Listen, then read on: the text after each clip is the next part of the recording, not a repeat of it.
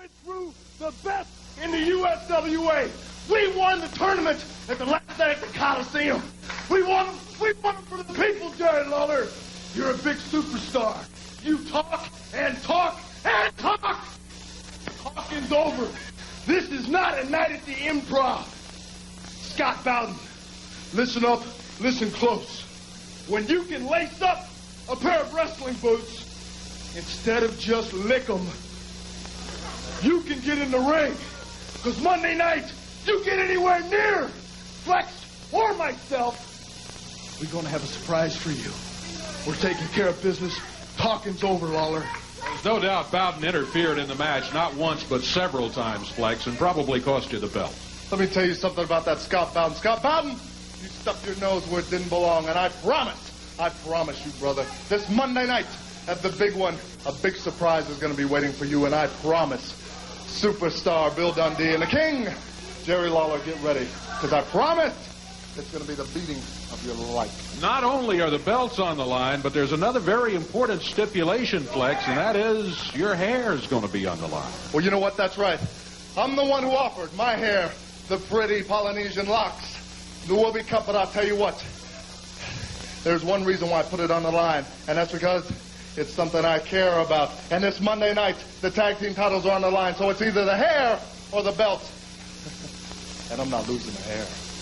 Lawler, you better come to fight. You leave the Burger King at home, baby. Me and the Polynesian King, it's over for you Monday night. Flex Kavanah, Bart Sawyer are going to be trying to take those tag team titles back Monday night at the Big One Expo Center. 7:30 is when it all begins Monday night. This is the Pro Wrestling Reflection Podcast with your host, the Professor Chalbelo Veracruz. What a run! Mr. Wonderful Tommy Wonder. And I will take the powers of those that have no fear! And the prodigal one, JB. The queen, yeah. The cream of the crop. Now it's time to go back in time in the time machine. The American dream! That's too sweet! The living legend, Bruno Sammartino. Austin 316 says I just whipped your ass. To be the man, you gotta beat the man. Woo! Look at this! He's having it all! I don't believe it!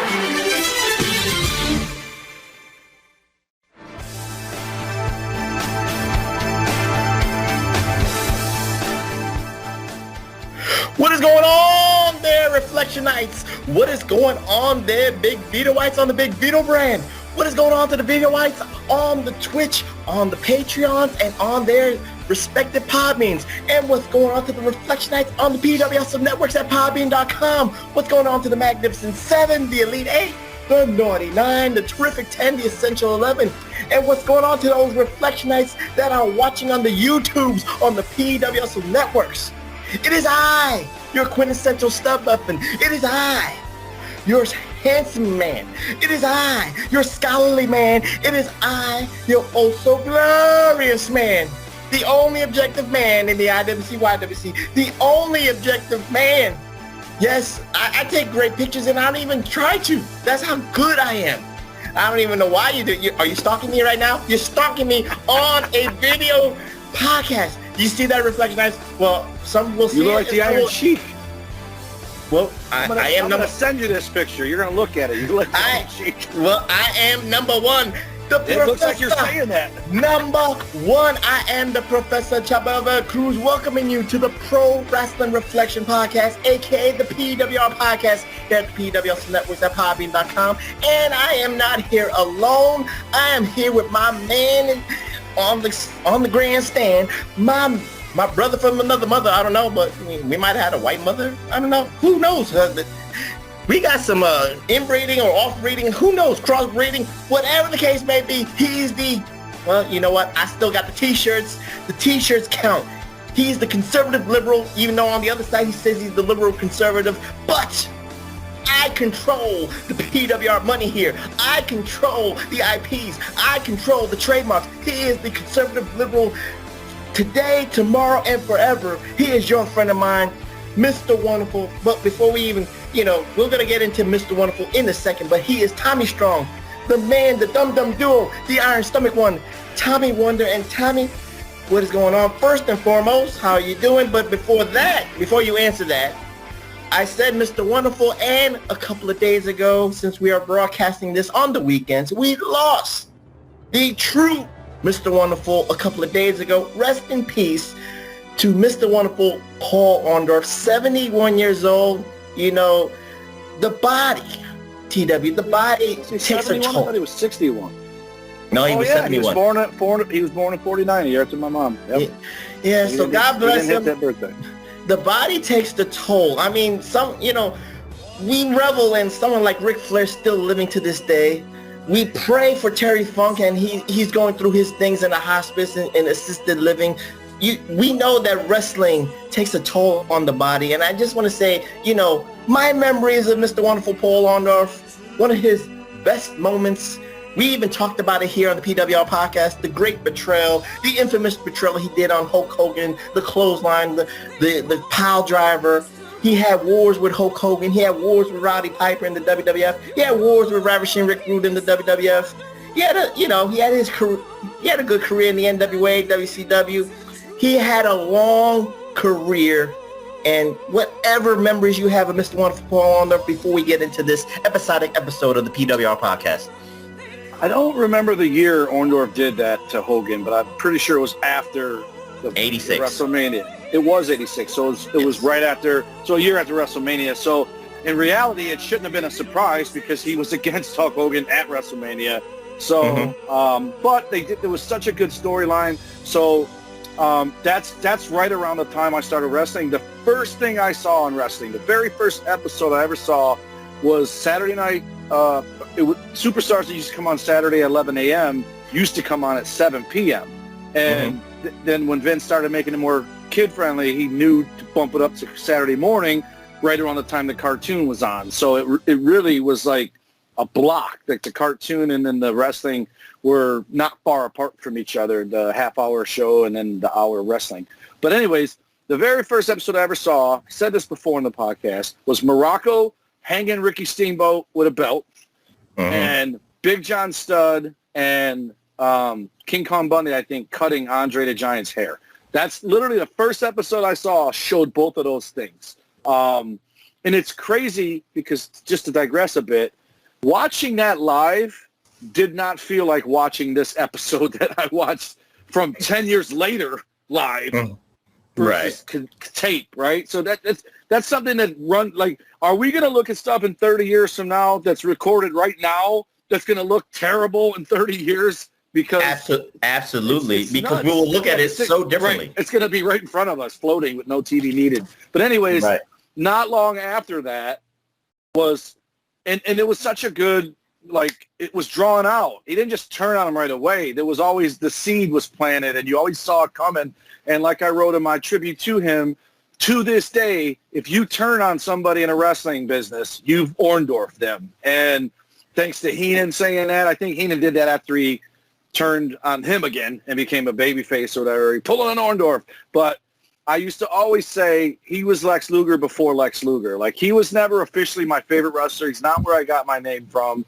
But I did steal the little number Wonder on the back of his tights. I use that to describe myself in short. Anytime I got to do whatever, I'll do number Wonder instead of writing it out. My email is actually numberwonder@gmail.com. So if you want to send girls, date inquiries, not dudes. But anyway, he's somebody, and I just got his figure in the past 6 months, and I'm grateful that I got it, because in the collecting business, the second someone dies, everything they have goes up in price because people are scoundrels. But I got the Paul Orndorff figure. It's a pretty cool figure of him. I still want the other kind. But anyways, I seen a video of him about a week ago, and I'm a man of faith, and I believe Paul Orndorff is in a better place now.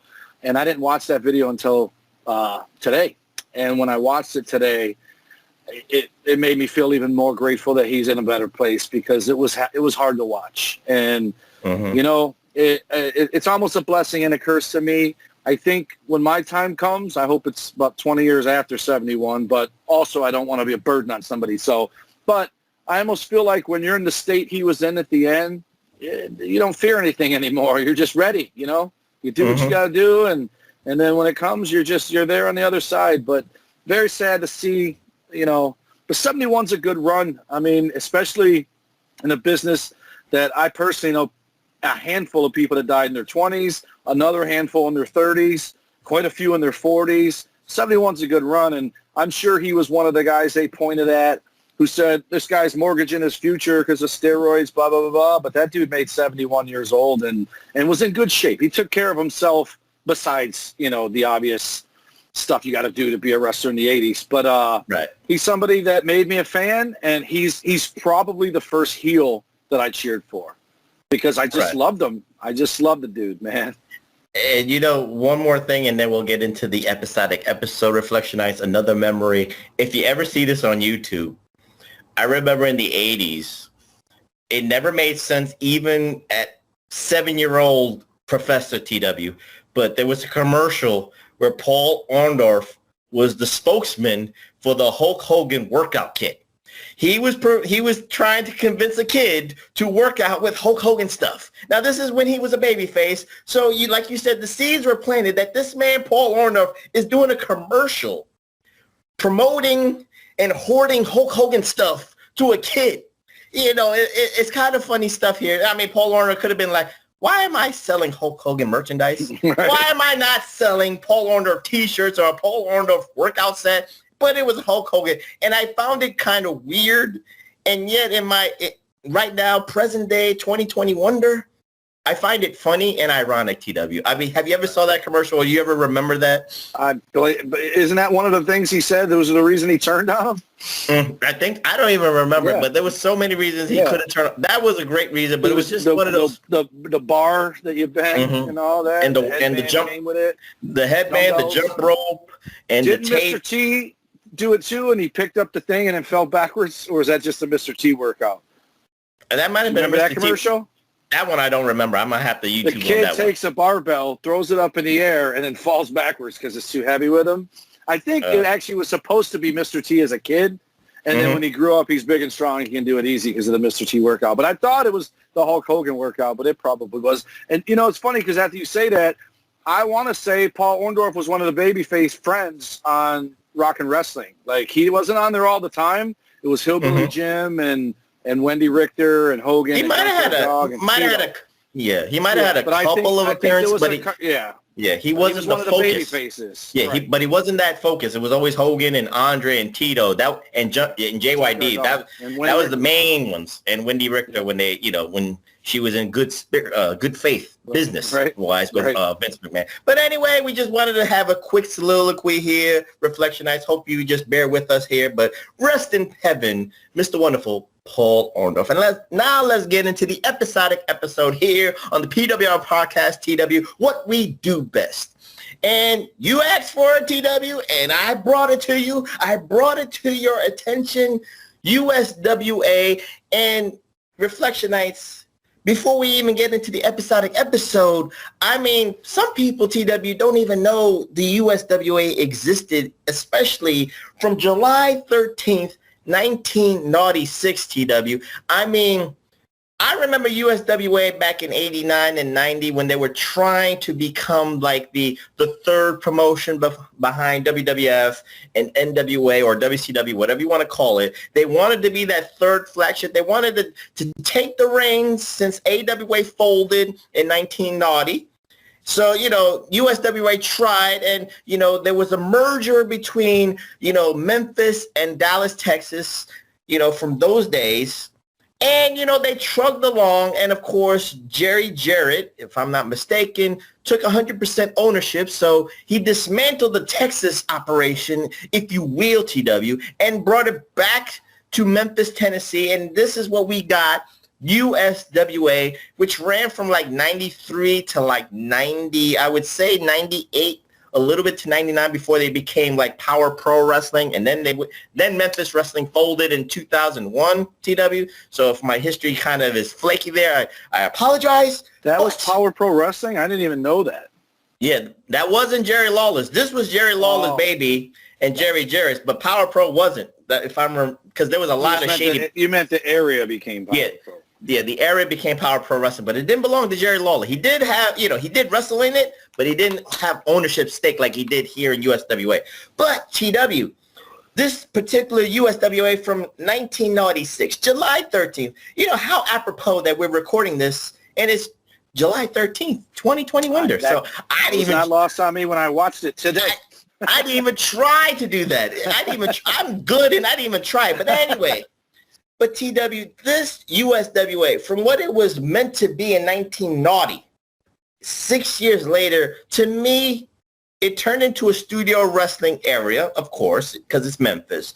But to me, looking at the crop of people and knowing behind the scenes the business that it is, it was NXT to me. It was that feeder for Vince McMahon to at least, pool the talent that wasn't going to go to Eric Bischoff, that wasn't going to go to WCW, or that wasn't even going to, or these were the indie guys that were trying to get called up to either Vince McMahon or Eric Bischoff, or they would just, toil around in the indies or go to ECW or go where in your neck of the woods in the Michigan area or California or Florida. What say you, TW, about the USWA in 96? The weird thing for me is I understand what you're saying, NXT, but it was almost NXT when Finn Balor came back, but with 4 or 5 people coming there. Sid being there, Jeff Jarrett being there, Jerry Lawler being there. These guys are all in WWE at the time. So, and Lance Russell said it. Sid's coming back. He had a neck injury. They thought it was going to end his career, but it healed better.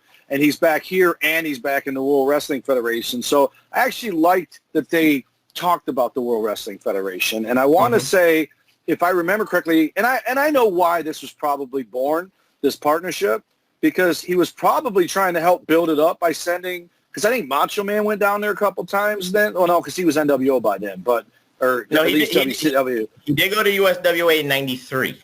Right, but I mean, he was probably trying to help build it up, not knowing that the wars were coming. But now when you're sending Sid and you're sending Jarrett and you're sending Lawler and you're doing all this stuff down there, probably saving it because they were getting their asses kicked at that point.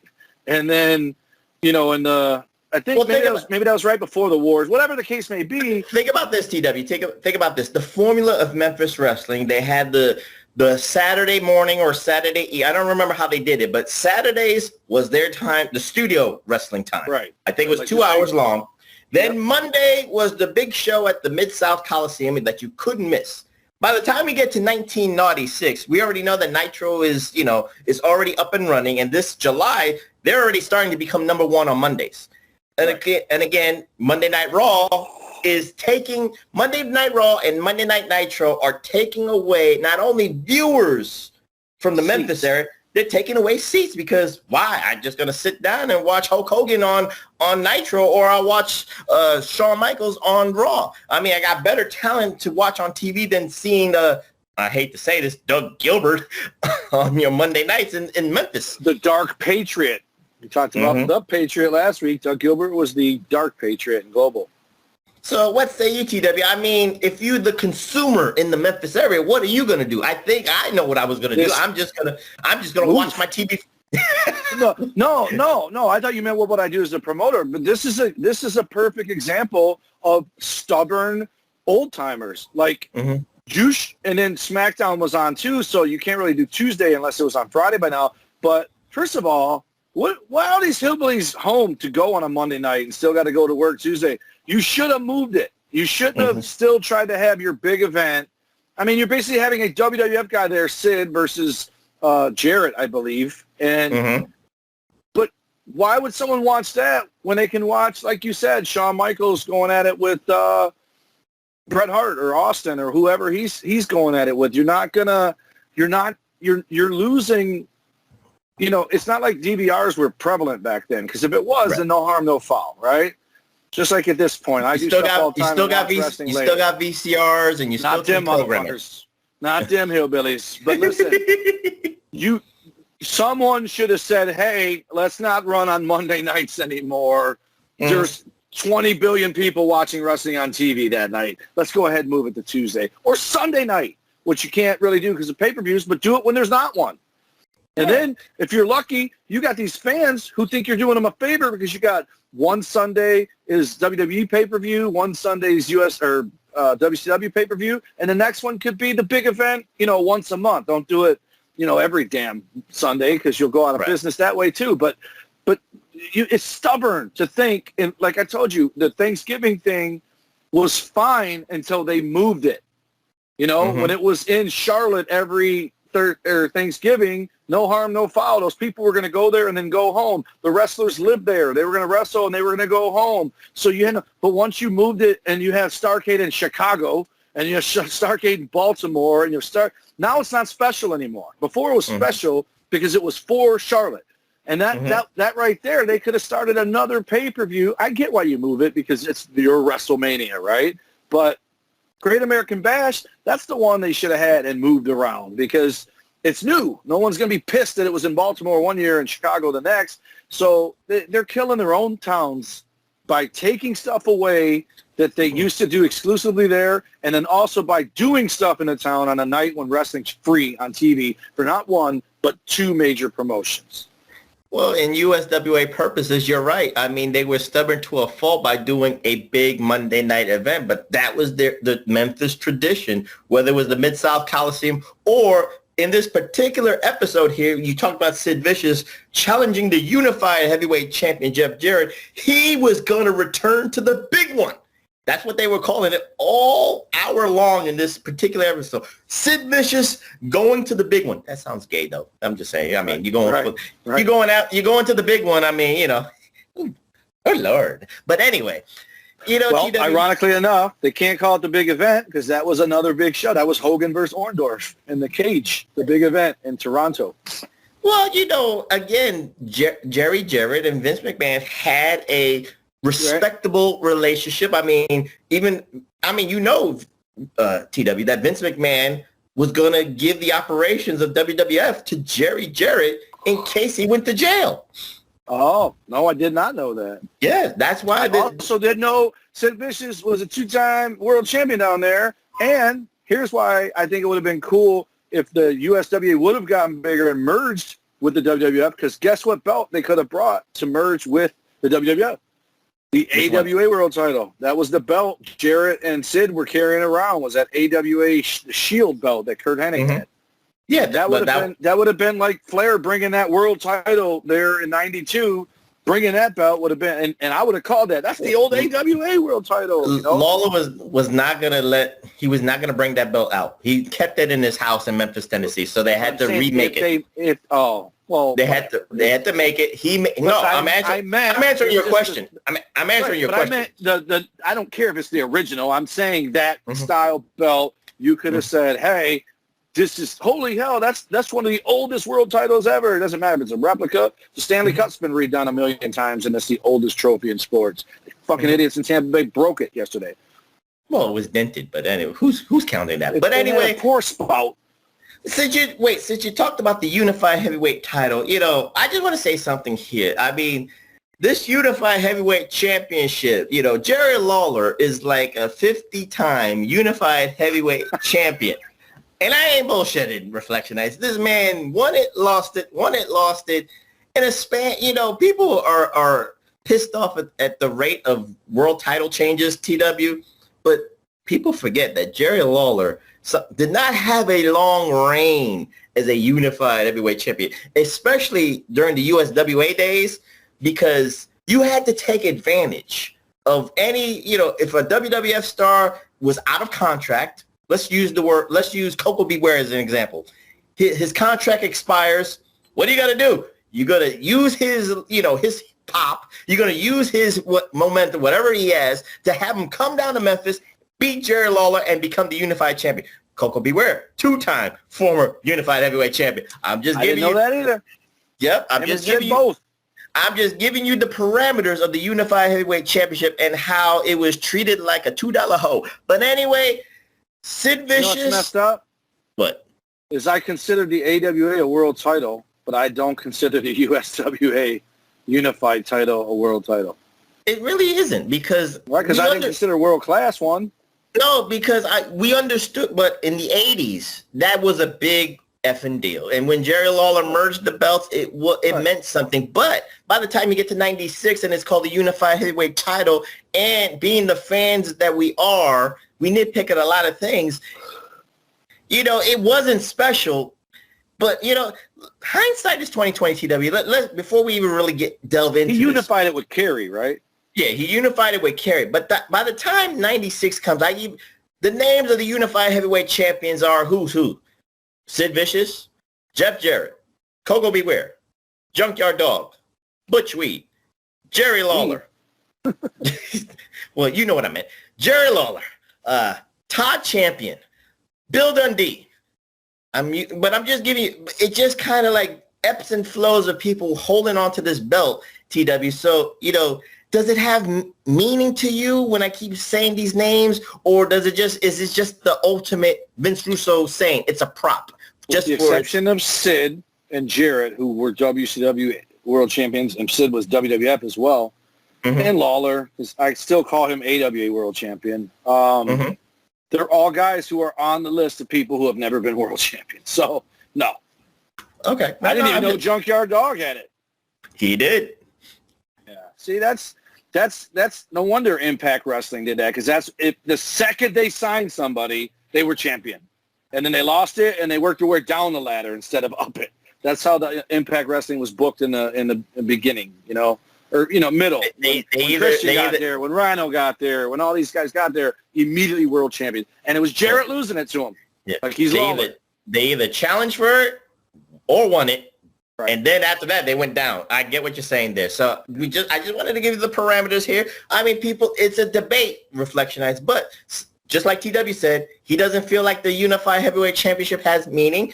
I'm a little bit 50-50 skittish. I understood what they were trying to do, but again, I think the business AWA title died at that unification, is what I think. Right? So did World Class. It wasn't that that's what I mean. They were just dying, and then now this belt's somewhere else. So it's not like they won the belt and still wrestled in World Class in AWA. It literally went to Memphis, which you just said was a studio wrestling show, right? But wasn't that the finish where Kerry had the claw on Jerry Lawler's stomach and they stopped the match for blood and Jerry Lawler won because of that? Yeah. Shit right there. That's worse than a dusty finish. That is like, he's losing. First of all, he should have just counted them. 1, 2, 3. But Kerry was going to Vince and Lawler was taking the flagpole. So that sounds that is the big one. And then Burns screwed him on the money, and then Lawler took the belt away from him, and then that's why they stripped Lawler of the belt, and then it lost more value, and then Larry said... So then it isn't even unified anymore. No, it isn't. It was actually... All the more reason it's not the World Champion. Now that, especially just telling me the AWA went back to the AWA. It's not... Yeah. But for the USWA purposes, we understood what they were trying to do, and it was the ultimate prop to get people to watch a Monday night show wherever they were doing it, especially the big one. We focus on Sid Vicious because he's called Sid Vicious here. Of course, in WWF TV lore, TW, he's always called Psycho Sid. So, you know, Sid Vicious, TW, this man, no matter where he goes, the NWA, ECW, USWA, WWF, or WWE, whatever you want to call it, he gets, I'm not going to say a road warrior pop, but he gets invested feelings from the fans. Fans are looking at this man. They are glued to the TVs or they're glued to the match because of the charisma and the presence that he brings. That's the Sid Justice action figure. I know that one. Yep. I've said this before. He's on my second Mount Rushmore. Him, Lex, Austin, and probably Savage, because they just had it. You know what I mean? They're not the greatest workers. They're not. But they just had it. And the best part is Sid. You know what? I'm gonna never said it this way before. Some of you girls out there listening to us, all two of you, probably will disagree with me. But Mark Wahlberg is my favorite bad actor. He is the same in every damn thing he does, and it's cheesy, no matter if it's a serious movie or a comedy, and it's even better if it's a comedy, the other guys. But he's my favorite bad actor. He's just so likable that, and Channing Tatum's up there too, but Sid is my favorite bad wrestler. I will never forget this. He does it every match. He puts the hand on the throat to do the choke slam, looks around, and then looks at the guy and goes, "Go!" to tell him to jump to do the choke slam. It's time. Every time. He's terrible at it. He's one of the worst promos ever. But whatever it is, this guy had it. And funny enough, when he came to WWF and he was Sid Justice instead of Sid Vicious, because I already loved him as Sid Vicious, I'm like, shit, I might like that name more. Like, he was going to be the next Hulk Hogan, and he couldn't because he's a lot like me. He's a better heel than a babyface. But to be fair, most people are. Most people are better heels than babyfaces. Hulk Hogan ruined the babyface pop that he got at the Royal Rumble. We know this. Yep. Whether Hulk Hogan wants to admit it or not, he derailed what could have been. He got cheered when he tossed Hogan out of that battle or pulled him over the top rope or whatever he did. Hogan pulled him over, right? Right. Yeah. And then Hogan got booed, and then they tried to save, and Vince McMahon tried to save face, but we're not going to get into that. But he was injured in late 95, so this was a good breeding ground, if you will, TW, for him to come and, hone his craft. The funny thing? The rust off. In 2020 Wonder, for the WWE or even AEW or these wrestling organizations, there's, they have the ability before the pandemic to go on the road a lot. So they get their timing down. So, a lot of people in the IWC, YWC, I cringe, TW, because, WWE offers that since these wrestlers, the guys and gals cannot go on the road and hone their craft, they go to the performance center and train. And sometimes, bad things happen, and Bailey got hurt. But this is a great example. It's not a performance center, but Sid Justice is kind of rehabbing his injuries, but he's working in front of a live crowd. He's getting his timing back. What say you, TW? I mean, some people are kind of batshit crazy right now in 2020 Wonder, when people are training right now. I mean, what say you, TW? Because the IWC, YWC is full of bitches. And all they do is bitch.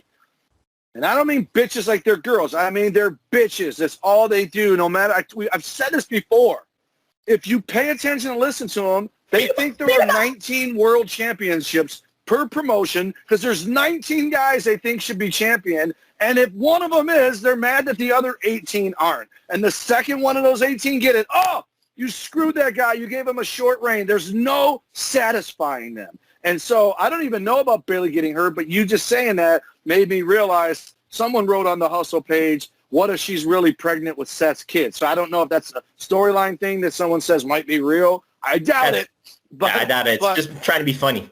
She got hurt training. Mm-hmm. Is it because she hasn't wrestled in a while? No, but she was in the performance center, just getting her timing down, and then some bad shit happens, fluke injury happens and whatever, and she hurt her ACL, and it's going to be out for 9 months. But when you're not on the road, so when you can't go on the road, TW, like Sid Vicious is doing right now, he's going on the road, even though it's Memphis, Louisville, Kentucky, kind of that connection there. At least he's getting his timing down, TW. This is this was the vehicle available to Sid Vicious. That's what I just wanted to bring up here. And again, in today's day and age with the pandemic going on, it's not like WWE can go, let's just go to Madison Square Garden on Friday night, and so Bailey can work on her skills. Can't do it right now. You have to, you have to play to the rules of the cities and the states with the pandemic. And of course, who knows if a lockdown's going to happen? And I'm not praying for one, but you can't tell them. You don't have a crystal ball with the way shit is going with politics. But I don't want to get into the politics here. The Detroit Lions, and they must have done this because they saw my post about my Matthew Stafford Rams jersey. But they just released yesterday morning or this morning, I think it was this morning, they will not require masks or proof of vaccinations for any home games for this upcoming season. Well, some states will do what your state's doing, and my state's not. You got to prove yourself. Like Masters. Well, you're it's in Jersey though. New York's probably doing it. It's not the state. It's the venue. Some venues will do what your venue's doing, and some, like I know Madison Square Garden. You got to prove you've been vaccinated so you can enjoy the concerts and the wrestling. But God bless you, TW, that the Detroit Lions said you don't have to prove anything. They're going to do the honor system. So, if someone's like the Walking Dead and they're going to bring a mass apocalypse, we'll see what happens. But at least I know where ground zero is. It's in Detroit, Michigan. But anyway. Florida has been doing it for a lot longer, pal. I know. I just wanted to see if he was paying attention. But anyway. All right. JB, can you hear us, JB? Are you still there? Are you listening at least? Maybe he's sick. I don't know. Maybe it's that COVID. Sometimes you can't hear with COVID. That's a bad side effect. But anyway, Sid Vicious is getting his timing down and he's getting the momentum. And, TW, I feel, did you feel cheated that we didn't get USWA available on the cable systems? Did you feel cheated? Not always. I felt cheated about that. I felt cheated about WCW or NWA before it was WCW. That's why, I would probably love that promotion because everything we've ever done on USWA, we might pick it apart because some of it's terrible, but the crowd participation, the storylines, the interactions with everybody, it was always at least exciting. The stuff we're clowning on is just bloopers and stuff like that. And yes, they had a ton of them, but it's the old analogy for hockey. I'm sure same for basketball, not necessarily basketball because there's no goalie. But there's a saying in hockey: "Put it on net. Put it on net." And this past we got a net. Basketball, we got nets. There's no goalie. I'm saying, and you can't goaltend, right? So, but what I'm saying is, in the playoffs this year in hockey, people shot the puck and scored goals that people were like, "What the fuck?" Because the goalie didn't know it was coming. It was going to be passed it 100 times until someone finally finds a perfect shot. So with the USWA, with Global, with even World Class, because they weren't. When the WWF and NWA, WCW failed, it failed in grand fashion, right? Oz, the Dungeon of Doom, the White Castle of Fear, the Bash of the Beach, the Hand, giving birth, Mae Young, giving birth to the Hand, Katie Vick, all that stuff. And I read yesterday, I still can't get over it. Vince McMahon wanted to do the storyline that he was the father of his daughter's baby. That at least someone had the wherewithal to go, no, to Vince. Like, no, we're not doing that. So when they fail in front of the world. So USWA, Global, all the other ones I said, you can try anything. And just if it doesn't work, you just don't do it again. But there's not a million people saw it to say, I'm not watching that no more. Like Katie Vick was bad. I didn't mean to pick on WCW, but literally those are some of the worst things I've ever seen where – oh, I forgot. Spin the wheel, make the deal with Sting and Jake the Snake was tacky as shit. But nothing worse than that Dungeon of Doom jungle, the Bash of the Beast explosion. I didn't even mention Shockmaster, which is more of an accident. But what was the gimmick for? I still don't know what that was going to be. Was he going to pull it off? Well, he was going to be tough? I get what you're saying. For USWA purposes, at least there was a legion of loyal Memphis fans that would still watch the product. Right. They were diehards, and they'd be like, I'll love it until it goes out of business. And they were true to form to love it in the studios until it went out of business. So, TW, the reason we did this episode is we get to see a diamond in the rough, a third-generation superstar that we all know as The Rock. But in USWA lore, he is known as Flex Kavanah.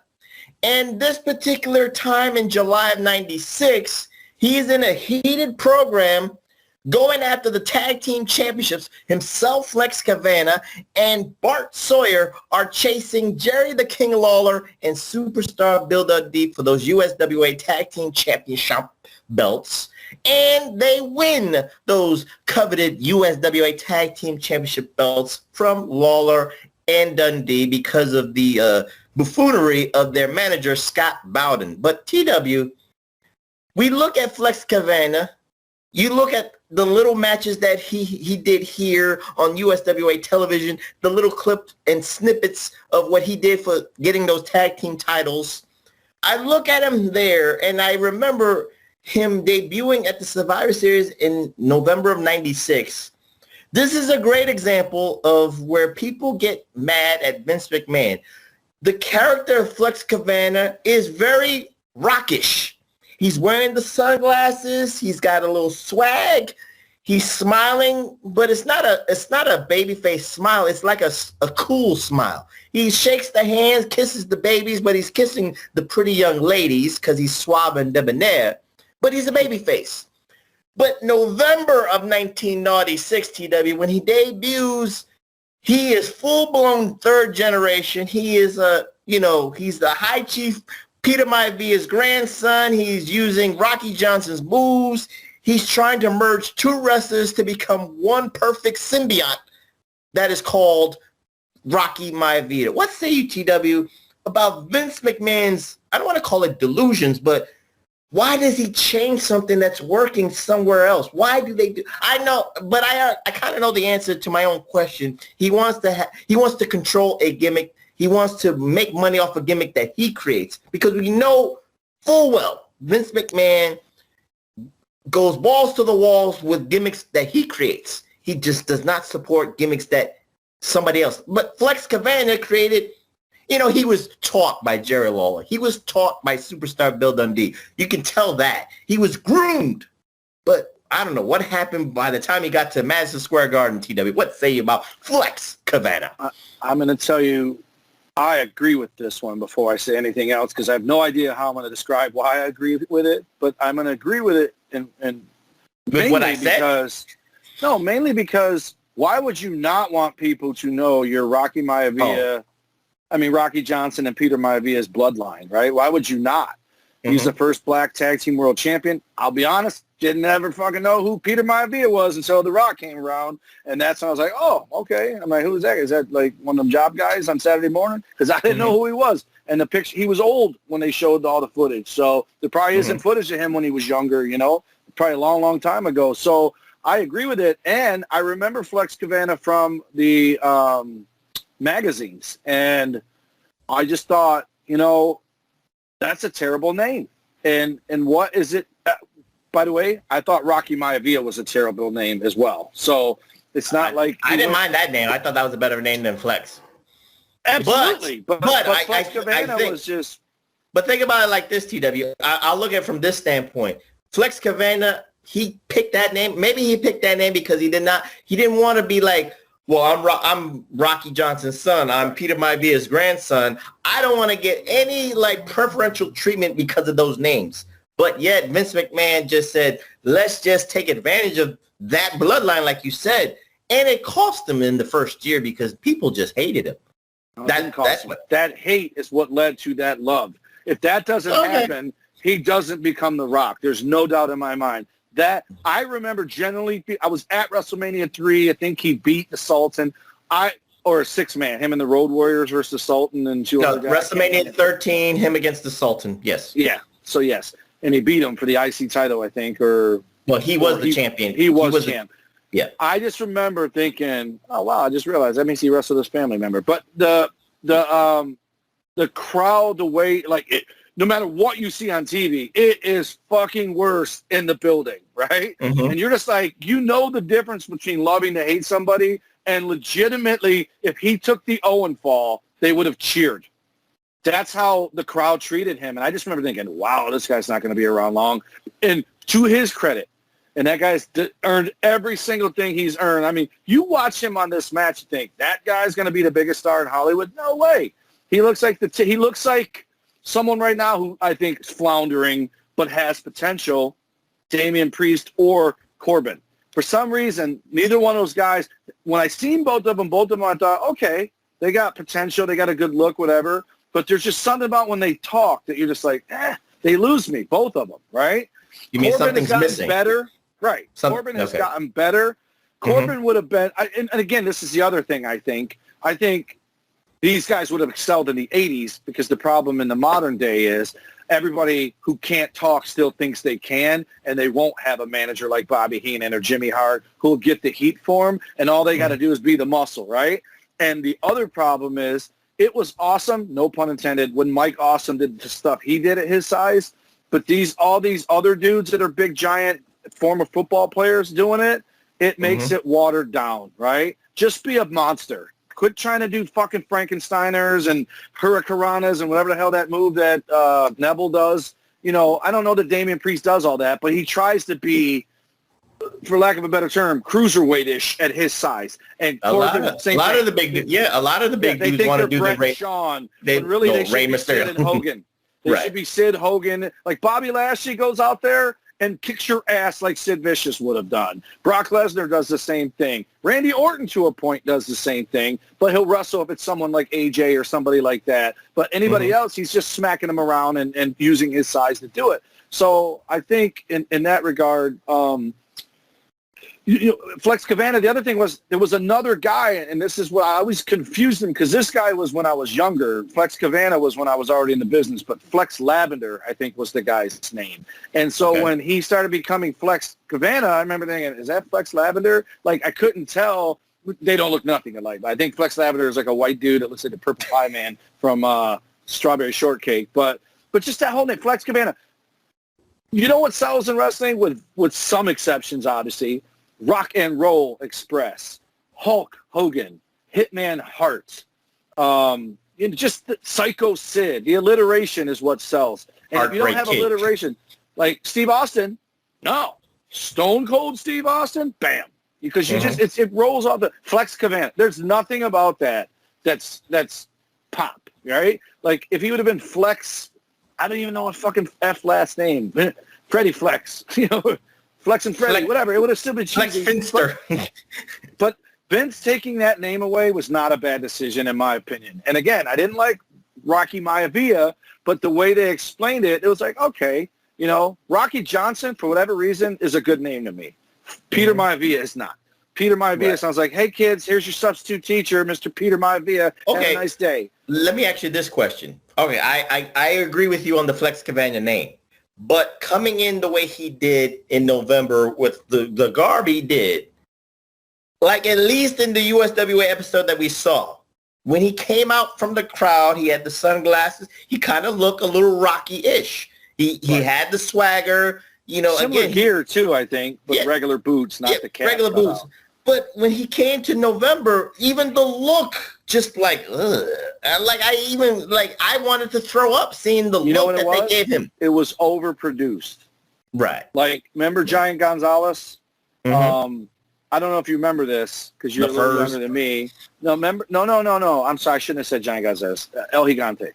Okay. Remember the episode where Sting got hurt? It was like CBS was trying to do Saturday Night's Main Event, so they had that live show on CBS. That's where I think Sting got hurt crawling up the cage. Oh, you mean the Clash? Yeah, it was the Clash. I remember that. But it was on CBS? No, TBS. No.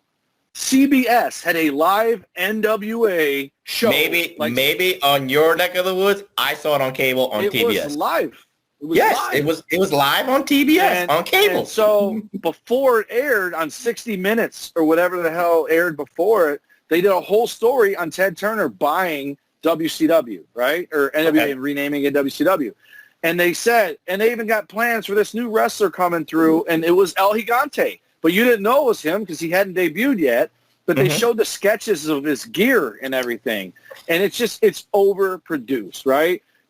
And to be fair to Ron Simmons, the Farouk gear, two things made it terrible. The fucking helmet that was like an elbow pad and the colors. If that would have been black and red or green and black or, something like a warrior would wear in Roman times, it wouldn't have been that bad a look other than that fucking helmet, right? I didn't know that they did a WCW episode for 60 Minutes for Ted Turner. I did not know that. Yeah, they just talked all about, and then they go, coming up next, the live, and I don't think it was a clash. They called it something, but I think it's the one. Trust the professor when I say when things Sting like ran out and tore his knee. It was the very end of the show. If that happened, that was a Sunday, but it was TBS. But you saw a 60 Minutes documentary on a Sunday night before the show. Yes, right. Well, I'm gonna look this up. WCW. But anyway, live I get what I understand. CBS. I get what you're saying because El Gigante was very overproduced, but they had a reason. They were invested in that. And Rocky Maivia Vince McMahon wasn't. Well, the professor was right. Reflectionites. He was wrong, but what he's confusing is a 60 minutes episode that happened on a Sunday with a Wednesday TBS clash. But anyway, I get what it probably wasn't 60 minutes. It was like a special that they aired before the live wrestling. It could have been Ted Turner. I just watched Clash, but anyway, I get the correlation between Elegante and Rocky Maivia, but I'm just saying it was very overproduced. But the difference was, Elegante was a basketball player in Argentina.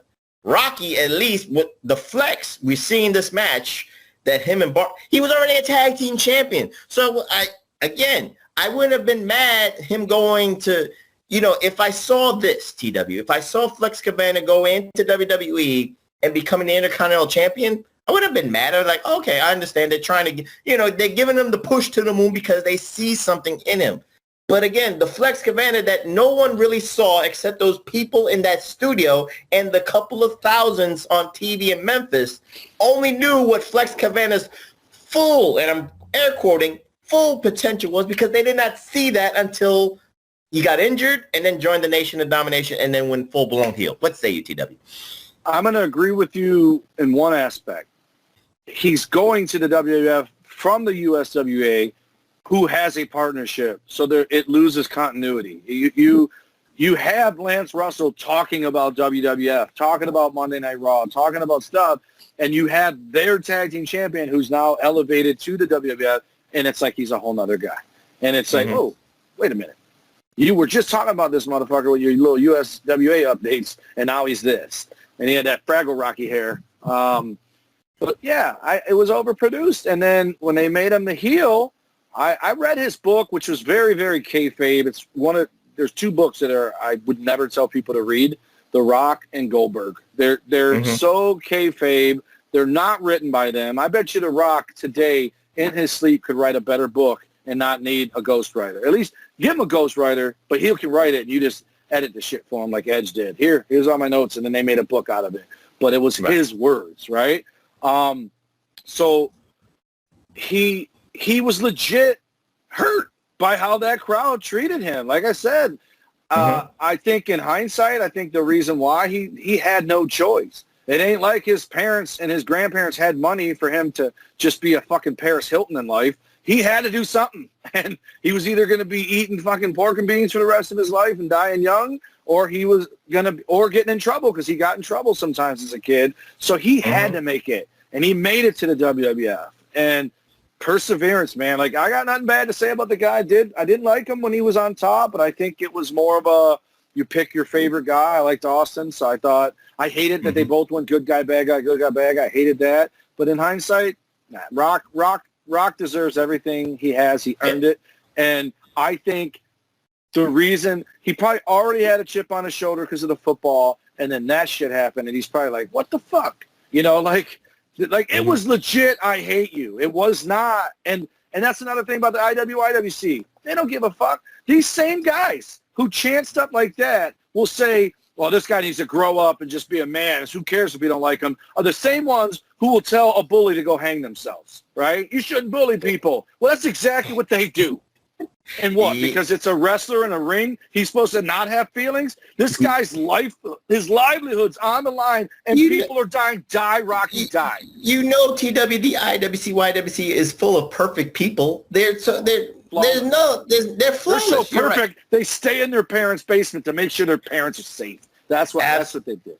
Absolutely. Now let's put a cherry on this particular thing. Number one, I'll say this. I feel bad for Bart Sawyer because I never heard of the guy until I saw this episode. So, I thought it was Brett and Buzz Sawyer. I'm like, what the hell is this old ass doing with the Rock? I feel bad because it's like, hey, Rock, I mean, I'm here. Can we come together? I mean, can I be your gopher or whatever? But let me ask you this, and I want to correlate to your favorite NXT, because you know those guys and gals that get called up from NXT.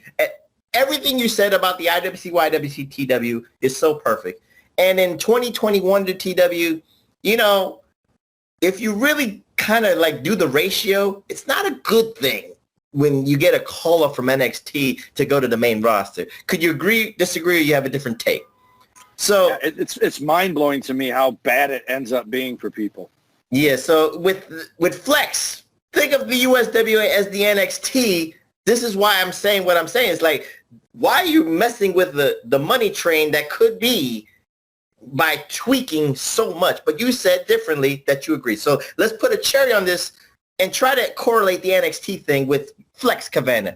Could it have worked in NXT lore? I hope it does, and I hope we find out when LA Knight gets called up and he fucking changes his name. I hope it happens, and we will see. Because that dude, he's getting a little long in the tooth. He's almost 45 or 6 or whatever the hell he is. He is? I thought he's like 30. No.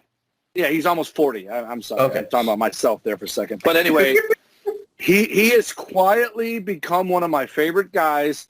But I've said it on the show a million times. Terry Taylor was my dude, but the dude shit on the gimmick. I get it. But you know what? Austin's gimmick was fucking worse because he didn't even get airtime. This dude's the ringmaster and got this belt and and then he fucking took it upon himself and was like, fuck it, I'm going to make lemonade out of lemons, whereas Terry Taylor was like, just phoning it in. LA Knight is a fucking terrible name, but he just fucking goes with it to the point where I'm like, all right, maybe it's not so terrible. I like it. And I really like Cameron Grimes, by the way, and that was, what was his name in Impact? Trevor Lee.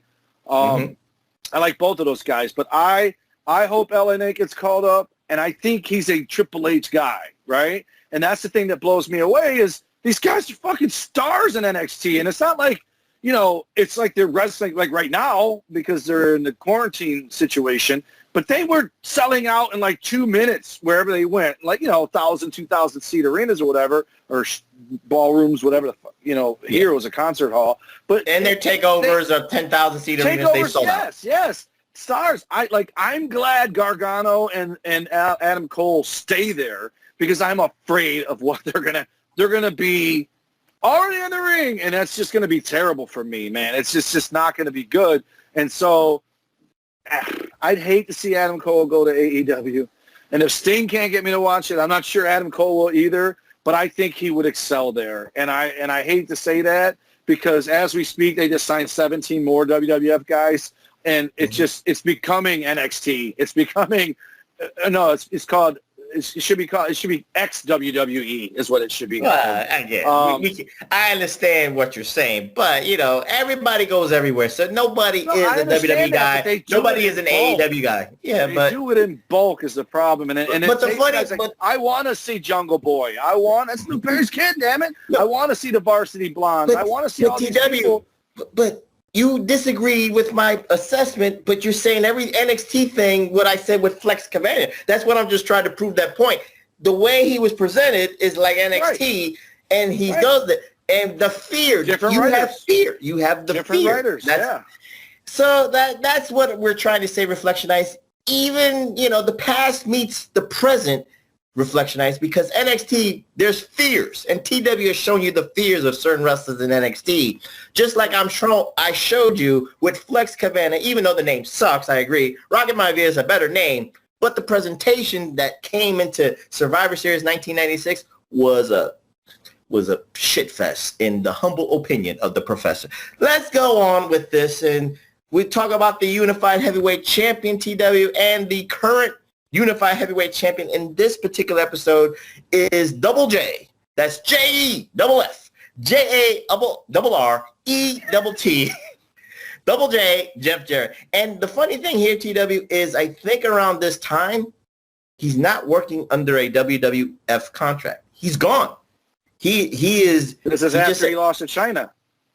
No. This is before that. He lost China with the buzz cut, right? No, this is after he lost to Road Dogg. He had a little feud with my baby, and then he kind of disappeared. Went back down to Memphis, and I think was just waiting for that Eric Bischoff call because Jerry Lawler, said, fuck it, just come to Memphis. You're still a big name. He was supposed to be the guy that was anointed the castle, if you will, TW, from Jerry Lawler, but Jerry Lawler just stayed in Memphis. I wish that Jeff Jarrett took like the Star Wars mentality like Palpatine and killed his master, but he never could have. He never could kill his master so he could take the kingdom away from the original king. So he never got a chance to either A, save Memphis, or B, make Memphis a hot territory again. So he's stuck with his Double J gimmick. So we know he's on borrowed time as a unified heavyweight champion. But I felt glad because he never got the chance to be that heavyweight champion in the Memphis bubble because Jerry Lawler is always in the main event. Jeff Jarrett was his little buddy. He was his little buddy. He was always, so if Jerry Lawler's always going for the heavyweight title, Jeff Jarrett had to go for the tag team titles, or he had to go for the Memphis heavyweight title. He can never be the heavyweight champion. And there was a good angle here where he betrayed Lawler and he turned heel to become the unified heavyweight champion. And in this episode, he is defending against, you called him the Dark Patriot, but he's one of the Gilbert boys, Doug Gilbert. And you know, it's very special that the unified heavyweight champion, you know, is defending the title. But I find it funny because in the same episode, Too Sexy, Brian Christopher is the USWA heavyweight champion. So he's legitimately the number one contender to the unified heavyweight champion. What say you, TW, about all that? What? Yes. What? Yes. There's two heavyweight champions in USWA. How is it unified? I have World no idea. Class in AWA? I guess so. I don't know. I was. You were doing other sleeping. stuff I was watching, but yeah, I did fall asleep once. But I thought they were saying that he was gonna be the number one contender for the belt, and he had a belt too. No, Brian Christopher is the number one contender. In this matches that we watched, we saw the tag team champions, the USWA heavyweight champion, Jeff Jarrett is unified champion, and there's some other Memphis title on top of it. Well, Jeff Jarrett has the unified title, and Too Sexy has the USWA heavyweight champion. What's the Memphis heavyweight championship? That's what Brian Christopher is holding. They just renamed it. Oh, okay. Yeah. So, but I can't remember who Brian Christopher wrestled. Some jabroni. Scrub. Yeah, but the jabroni. guy in the first match with Flex and Bart Sawyer, was that Midian? No, that was Tony Falk that they were fighting. I remember that name. Dirty, was he Dirty White? Well, he was like a gay gimmick at some point, right? I have no idea, but something Tony Global. The only reason I remember Tony Falk is he was aligned with Double J. He was in his. Yeah. He was a minion to He had a Double scrub J. group. Yes, scrubs. Yes, so you know we learned Leo Rush, not Leo Rush. What's the guy that got his ass kicked by Swerve? I forget his name too. Damn. Leon. What? No, Leon. Something Ruff. Leon Ruff. Ruff. He's in that first match, and The Rock kills him with a clothesline, dude. Then Leon Ruff would have been either a baby or 13 years old, and he had to fake an ID because Leon Ruff. Than we realized. Yeah, or he's older, or he's like Truth. He has the fountain of youth. Tiger blood. Now, TW, if you don't remember, before the Unified Heavyweight Championship became lore, it was the Southern Heavyweight Championship that was actually the number one contender to the NWA or AWA respected heavyweight titles. So since they don't do that anymore in the 90s, the USWA just said, fuck it, we're going to make our Southern Heavyweight Championship into the USWA Heavyweight Champion, and that would be the number one contender or like an Intercontinental title, number one contender to the Unified Heavyweight Championship. So let's go into this Jeff Jarrett, Doug Gilbert match here. You just said it. Jeff Jarrett's faction comprised of Tony Falk and some fat dude who's his kind of like runner or promoter. Jeff Jarrett carried this match, I will say that. But the ending kind of left me kind of deflated because it looked so mistimed. I mean, they did a chair shot that made no sense. Then the girl, Patricia, comes into the ring, and then Too Sexy clusterfucks it. No. Samantha or Patricia? Patricia or Samantha. The one that hit Miss Texas? Yeah, either or. It's either Patricia or Samantha. But anyway, she comes into the ring and tries to give brass knuckles to Jeff Jarrett. Then Too Sexy comes into the ring. It was a whole clusterfuck. But to me, by the time I got the schmaz, but that chair shot, and Downtown Bruno is the referee, I believe. Yes. He's looking at it. He's looking at the chair shot. Then lets that go. He lets that go. Says continue the match. But by the time Brian Christopher does what he did, you see him leaving the ring. Downtown Bruno sees him leaving the ring and then automatically rings the bell. So I'm like, what? You let the chair. You saw the chair and didn't stop the match and say it's a no contest, but yet you see Brian Christopher Lee not do anything. You know, the eyes of the referee, they don't see nothing, but yet you called the match. What's the UTW about that cluster? I'm going to defend it. The logic is, all right, fucking, I've seen a chair, seen this, we're just throwing it out now. He's seen one too many things. And Samantha was actually in the Bill Dundee match against Wolfie D. It was the one with the brick in the purse. So that's why I'm thinking that Patricia. Also happened while the referee was staring at her, and the commentator kept saying, the referee's looking right at her. Like, what's she doing there? And then Bill Dundee said, I was leaving, and fell on him, and he kicked out anyway. But wait. By the way, AEW Mark Tards, if you know them, referee botches did happen in the 90s. Go to this USWA thing. On a regular basis. It's cyclical. Like I always say, from the past to the present for AEW referee botches. But go ahead, TW. Forget what I was going to say. Oh, here's another thing I noticed about this show. Guys that should be baby faces are heels. Mm-hmm. Lawler, Jarrett, and Dundee should be your freaking Memphis Mount Rushmore in 96. And they should all be the ones being beat up and babyface. And then the thing that I don't understand is, but they Jarrett's were a heel. But they were in the early 90s. Heel with who was Lawler's partner? But Dundee. The tag belts? Yes, Bill Dundee was the. Okay, so they're the heel tag team, and they lose to the other two. I get it. They're doing it to put young talent over. I know what they're doing. Mm-hmm. How does Sid, when the entire vignette is him as a heel, costing Lawler, costing this, costing that, winning the belt because he got a forfeit, doing all this stuff, how is he fighting Jeff Jarrett at the big one when it's either him or Doug Gilbert? And please tell me, how is Doug Gilbert your babyface? I don't know. Garbage. Well, you know, to be fair, and I'm going to defend Memphis Wrestling here, there's a long, dragged-out storylines of everybody being intertwined because everything you asked about the question, Jarrett, Lawler, and Dundee, in the early 90s of USWA, they were the good guys. They were the Mount Rushmores putting younger heels over. But now, as 96 wanes, they got to be the old heels putting young baby faces like Flex Kavanah over. So I'm just answering that question. And Doug Gilbert is the big show of USWA because he's a heel face. Yeah. But here's the problem. Those people who they won't move a fucking Monday night show for because it's tradition, love Lawler to no end. Therefore, they love Dundee. Dundee turning on Lawler was money because it's Orndorff turning on Hogan, right? Mm-hmm. It's Lex turning on Sting. It's Lex turning on Barry. Barry turning on Lex. It makes sense. Both of them is the heel, and then Jeff Jarrett, who was your young baby in waiting, is also a heel. Why? Because he was a heel in WWF? Yeah, he's a good heel. He was a damn good babyface there, and they love him because he's Jerry Jarrett. So because of the tradition, because of the second generation and third generations of all that stuff, they would have cheered for them. And as older baby faces, you get more what do you call it? Satisfaction? Sympathy. You get more sympathy from the crowd by having them getting beat up like, dude, they're old, take it easy. And then when they make that fiery comeback, the fans love it.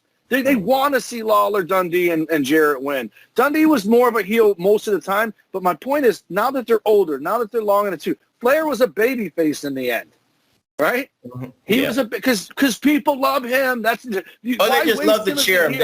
They just love to cheer him, even if he did bad things. If Cena came back right now and turned heel, it would make sense as long as Hogan, NW, bout face, baby face, red and white, everyone loves him again until all the other shit happens. But my point is, the older you are, the more endearing you are, the more they're like, I love this dude. And we've seen it with Macho Man. We've seen it with Sid. We've seen it with Shawn Michaels. We've seen it where a heel that is very, very hated turns babyface. Just the slight chance. Luger, all he had to do was body slam Yokozuna, and people were like, fuck it, we're cheering. Even though we know that motherfucker's going to turn bad guy again, we're cheering for him, right? Because when you get booed like that, that means they like you. That's why they're booing you. Not die Rocky die boo, like boo, like you motherfucker. But really they're like, damn, that was fucking funny. You know, whatever. So they should be baby faces at this point. The fact that they go out of business not long after that is not a shocker to me. Yeah. But then... And their names. Let me twist the question here because this is Memphis Wrestling And Memphis wrestling's been going on since the 70s. So there's generations of these fans. If the father, son's now older to try to bring his son here. So are the fans of Memphis either too smart or just too choreographed? Again, Jerry Lawler has been a face for most of this time. So they were trained in the brain, TW, follow me here, to cheer Jerry. Because in the 90s, Jerry Lawler was on WWF television. Everybody's calling him Burger King in, New York, Burger King in California. But by the time he comes down to Memphis, Tennessee, he's Hulk Hogan. I always looked at that. It looks stupid. I look at Memphis fans as it's no different than Bret getting cheered in Canada and booed in the States. That's their boy. No, but that's Canada and United States. There's a difference. This is Memphis. Yeah. This is the bubble. Those Memphis people probably don't watch WWE, just like we talked about the Rocket people didn't watch it. I'll give you that. We just talked about Adam Cole being a heel in that California wrestling, but a face in Ring of Honor. And I like that heel, and I love that heel. Right, but they didn't have a big enough following for that to matter. Mm-hmm. If there would have been a face in WCW and a heel in WWF, what? They'd have been like, no. He would have ended up being. You can't do it, but you know what I mean. Right. It's a broader scope. It's always funny because, again, when Jerry Lawler's in the USWA bubble, he gets cheered, even if he's trying to be this heel. Remember he grew that chin thing out when he was a heel when he beat Hennig. Right. He was a heel in Memphis. He was a tweener. Yeah. I'll be fair on that one. He was a tweener. But they always cheered. They loved him to death no matter what. So to close it out, TW, because this is a short episode, Bill Dundee is having wars with PG-13. He's not fighting his son. He's fighting Jamie Dundee. He's fighting Jamie Dundee's partner, Wolfie D. And I don't know if it's a strap match or it's a lights out match, but the big one, it's a chain with the hubcap. But the big one, I love that. The big one, we're going to have to edit do love that. I don't love the big one. But anyway, trombone. At the big one, Bill Dundee is fighting Wolfie D in a chain match. So, he's not going to fight his son, Jamie Dundee. But I always thought that PG-13 never got the opportunity. They were just a USWA brand. They reminded me of Public Enemy because when Public Enemy went to WCW, I said, they're going to fail. And they did. So, this is one of those arguments. Dead. Jamie Dundee's dead? Oh, Public Enemy. Oh, I have to say, I was like, damn, I didn't even know he's dead. No, when you said that, I'm talking about PG-13. I'm like, wait a minute, I know Public Enemy, they're both dead, but rest in peace to them. But this is my argument for the variety. As everybody who's our AEW fanboys or WWE shills or whatever, or NWA shills, you got to love variety. In some places like this, PG-13 can grow. PG-13 can be the team to beat. They can be like the Rock and Roll Express or USWA. They were the 90s Rock and Roll Express when everybody was listening to hip-hop and New Jack Swing and all that. They're young, pretty boys. They're not fucking pretty boys. And neither were Ricky and Robert, if we're going to be honest about it. Right. They just had long hair and fucking handkerchiefs like Chachi. But anyways, funny enough, when they made it to WWF, which they really were just with the Nation of Domination as like the rap intros or whatever, and I don't think they did much else. They'd get their ass kicked with D-Lo all the time. But we got compared to them all the time. People would come up to us all the time going, dude, we got to see PG-13 versus Los Rudos. I'm like, fucking book it, and I'll be there. Like tell somebody, because that's how I ended up wrestling Edge and Joey Legend. People would chant for them at my shows. They chant for us at their shows. I asked people, I'm like, what is sex and violence? Someone told me. So I made the call. They weren't in WWF yet.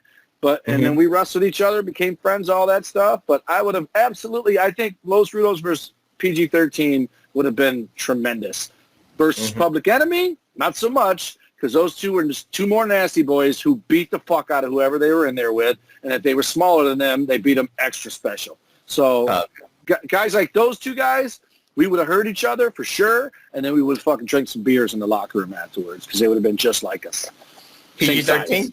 PG-13. Yeah. Okay. Yeah. So, TW, I'm going to ask you this question to close out. You heard about USWA. You heard about the Memphis territory. But magazines. I read about it all the time. Right. I kept up with it. So, why didn't you not take that 500-mile trip down to Memphis and do a studio wrestling thing once? Further south I made it was Kentucky. I wrestled for Les Thatcher. He used to have he was NXT before USWA to did. Florida. Well, USWA did Louisville, Kentucky. Right, but when I wrestled for Les Thatcher, I was by myself. So really, I'm just another body there. I actually filled in for D'Lo because D'Lo couldn't make it, so I went down there and wrestled in his place. And so if he would have saw me and Rico as Los Rudos, but the problem was Rico wouldn't travel. He just wouldn't do it with me, or he wouldn't try to get booked somewhere. And I'm like, dude, they're not going to call us if they don't know who we are. We got to get down there and do it. So, I mean, by wrestling by myself like that and then wrestling around here with him, I got booked out of state, out of town, up north in Canada, all that. But because I gave it the effort, but I just never, D'Lo was going to try to get a couple of us in Smoky Mountain, but they were fucking going bankrupt by the time D'Lo was there. So it wasn't like he had clout, Right. And he wasn't there long. They snatched him up, and then he just disappeared on us. Like, none of us heard from him anymore until we plugged into him. So what you're saying, if Rico was willing to go in the car with you to USWA, maybe in Memphis, we would have got a war with Los Rudos and PG-13 for the USWA tag titles. We missed that. You're breaking my heart because I didn't even realize they were still running there. That's the time. I didn't even know they were still going back then. I knew about ECW, and I've told you this before. I did have connections that I probably could have got booked in ECW, but I told people I don't want to wrestle there because I thought it was nothing but fucking tables and thumbtacks. I had no interest in it. I'm like, I got a fucking day job. I'm not coming back in with a roadmap for a forehead and $20 a hot dog and a handshake from Philadelphia, riding home with a bag of peas on my neck. I would have been mad at you, but if you knew the professor back in the 90s, I would have swayed you. I said, trust me, TW. Professor, you would have loved Los Rudos. I promise you. I told you the story, right? We were bad guys, and the guy who booked us, the guy who asked us to be Los Rudos, it was their name. I came up with my own name because they wanted to call me Mulatto Morales. I think I told you that before. And I'm like, nope. And they're like, well, what are you going to be? Blah, blah, blah. So I've already told that story. But he flat out told me, he says, listen, first month's going to be you versus Nixon, and Rico's in your corner. Rico versus Sean Casey with you in his corner. Next month, it's going to be the opposite. And then the month after that, it's going to be you two versus those two. He goes, by the end of that show, you guys will be baby faces. And he's telling me all this stuff we're going to do. I'm like, how the fuck are we going to be baby faces? I think I told you about the spot we did. They announced over the PA, hello, if your car is this kind of car, you're missing a hubcap. Like that's ever been done in the history of the world. And then in my match, Sean Casey's chasing me. I duck down. Rico gets in the ring, pulls out what from his flannel? A hubcap. And smashes Sean Casey. I hit the frog splash, get the 3 count. I win. The place is legit mad, but some people cheered. They're like, yeah, the fucking hubcap. You heard it, right? And then the next month, I don't know what we did. And then, that's what it was. The next month, Rico was banned from ringside in my match. That's what it was. I won because he tripped somebody.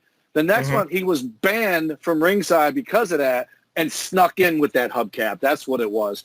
And the very next month, we beat Steve Nixon and Sean Casey, and the place popped. I'm like, how the fuck did you know that was going to happen?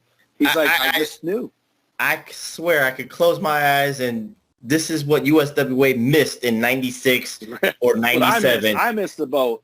Yes. And I wish I knew more about, but I told you, I was on shows with Sabu every freaking other week. I was on shows with Taz. I was on shows with Tommy Dreamer was always cool to me.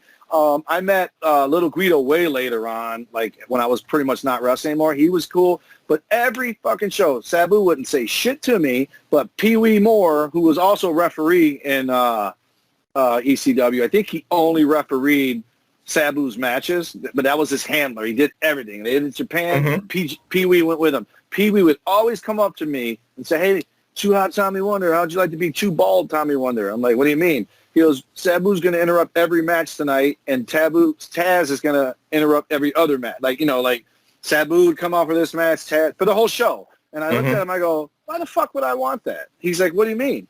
I go, why would I want to wrestle and then just have a dude come out and beat the fuck out of me and the other guy? He's like, well, it's just building up to the main event. I'm like, whatever. And I think he came out and beat us up, but he asked me to let Sabu shave my head. I'm like, absolutely not. I'm like, no. They're like, well, we'll give you extra money for it. I go, no. I go, no, he's not shaving my head. And so I think that might have put me in bad graces at that point. But Paulie, you know what? You did he manage Taz? Years ago, in '95, yeah, he did. He was there that night when I wouldn't let nobody shave my fucking head. If he'd have asked me, I'd have been like, absolutely, Paul, because I knew him from Paulie Dangerously, right? But for them to want to come out and beat my ass and then shave my head. And by the way, Sabu, when he came to the ring, he didn't just bump you. He beat the fuck out of you with a chair. So actually, I don't even think they did run in on my match.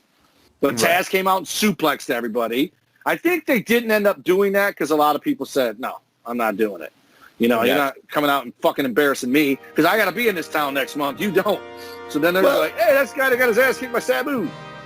Well, Reflectionites, we got USWA and we got TW's War Stories here on the PWR podcast.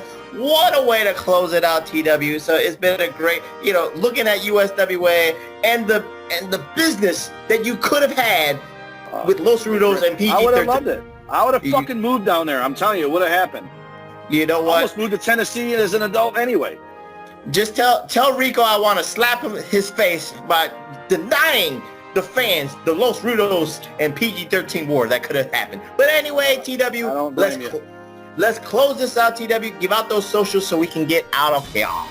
Alrighty then. Our show is at PW Reflection on the Twitter. Also at Big Ray Hernandez, who's just been crushing it with our little thumbnails every week. And every week he does something to prove to me that he listened to the show in some text form. Mr. T's height was last week. And he loved it. I looked it up during the show. Mine are at Tommy Wonder 19 for the He's still 6'5" with a mohawk. But anyway, I'm just saying. At the Tommy Wonder. Facebook.com/Tommy Wonder. My Snapchat is #Wonder. I think no one's ever taken me up on it. But and then our good man JB, wherever he's at, we're gonna do a search party and a milk carton party at the P1JB. And then you have the Dum Dum Duo and the Idiot YouTube page. It's me and my friend Stacy and Matt. We got 3 things coming up soon.